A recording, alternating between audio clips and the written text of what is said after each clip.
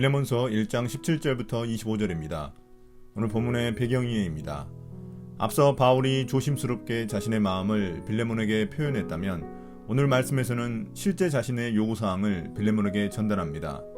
자신과 빌레몬이 진짜 동역자라면 오네시몬을 받아줘야 한다고 설득합니다. 왜냐하면 오네시몬은 자신의 영적 아들이자 자신의 마음이기 때문입니다.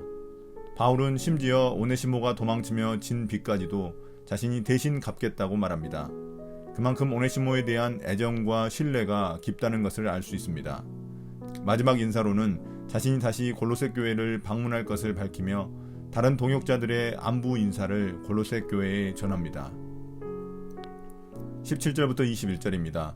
빌레몬을 향한 바울의 마지막 부탁. 그러므로 그대가 나를 동지로 생각하면 나를 맞이하듯이 그를 맞아주십시오. 그가 그대에게 잘못한 것이 있거나 빚진 것이 있거든 그것을 내 앞으로 달아놓아 주십시오. 나 바울이 친필로 이것을 씁니다. 내가 그것을 갚아주겠습니다. 그대가 오늘의 그대가 된 것이 나에게 빚진 것이라는 사실을 나는 굳이 말하지 않겠습니다. 형제여, 나는 주님 안에서 그대의 호의를 바랍니다. 그리스도 안에서 나의 마음에 생기를 넣어 주십시오. 나는 그대의 순종을 확신하며 이 글을 씁니다. 나는 그대가 내가 말한 것 이상으로 해주리라는 것을 압니다. 이제 바울은 그러므로 나는 접속사를 사용해 오네시모를 향한 자신의 요청을 빌레몬에게 다시 한 번 더 간곡히 전달합니다. 바울은 오네시모를 자신의 영적 아들이자 자신의 마음이라고 말할 정도로 자신과 오네시모를 동일시했습니다. 자신과 동역자인 빌레몬의 관계처럼 오네시모도 그렇게 받아달라는 의미입니다. 심지어 바울은 오네시모가 잘못한 것이나 빚진 것이 있으면 영적 아비인 자신이 대신 갚겠다고 말합니다. 아마도 오네시모는 주인 빌레몬의 돈을 갖고 도망갔던 것으로 보입니다. 바울은 이 부분부터는 편지를 자신이 직접 친필로 써서 반드시 그 돈을 갚겠다는 의사표현을 합니다. 바울은 빌레몬에게만 용서를 요구하는 것이 아니라 자신도 그 일에 기꺼이 책임을 지려 하고 있습니다. 또한 바울은 빌레몬이 자신에게도 빚진 자임을 상기시켜 줍니다. 바울이 전한 복음을 통해 빌레몬이 그리스도인이 되었기 때문입니다. 그런 영적 빚을 자신에게 졌기 때문에 이런 육적인 빚을 탕감하는데 너무 인색해하지 말라는 의미입니다. 바울은 다시 한 번 더 빌레몬을 다정히 형제라고 부르며 자신의 뜻을 따라주기를 간청합니다. 그를 받아주는 것이 감옥에 있는 바울의 마음에도 생기를 주는 일이라고 말합니다. 바울은 마지막에 자신이 요청한 것보다 빌레몬이 더 잘 순종해 주리라 믿는다며 자신이 한 말에 쐐기를 박습니다. 어쩌면 빌레몬에게 오네시모의 노예 해방까지 은근히 요청하고 있는지도 모릅니다. 22절부터 25절입니다.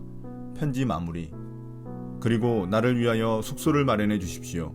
여러분의 기도로 내가 여러분에게 갈 수 있기를 바랍니다. 그리스도 예수 안에서 나와 함께 갇힌 에바브라가 그대에게 문안합니다.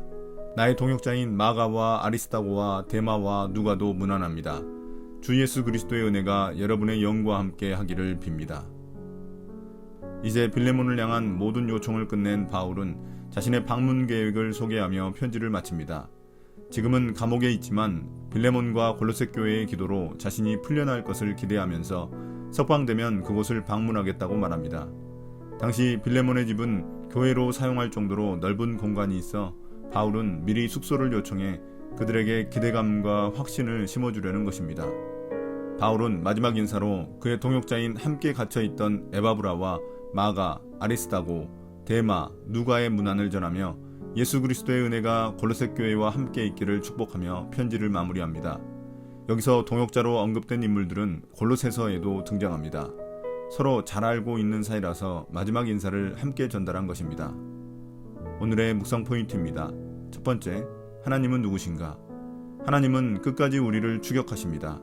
오네시모는 주인에게서는 도망갔을지 모르지만 하나님에게는 도망갈 수 없었습니다.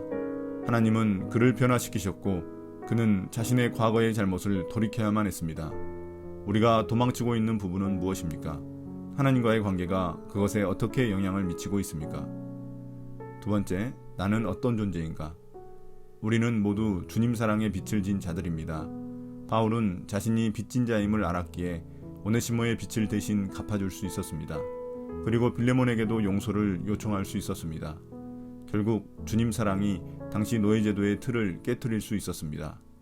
우리가 사랑과 용서로 깨트리고 넘어서야 할 사회적 관습은 무엇일까요? 오늘의 기도입니다. 주님, 오네시모의 빚까지도 갚아주려고 하는 바울의 모습을 보며 진정한 믿음과 사랑이 무엇인지 깨닫게 됩니다.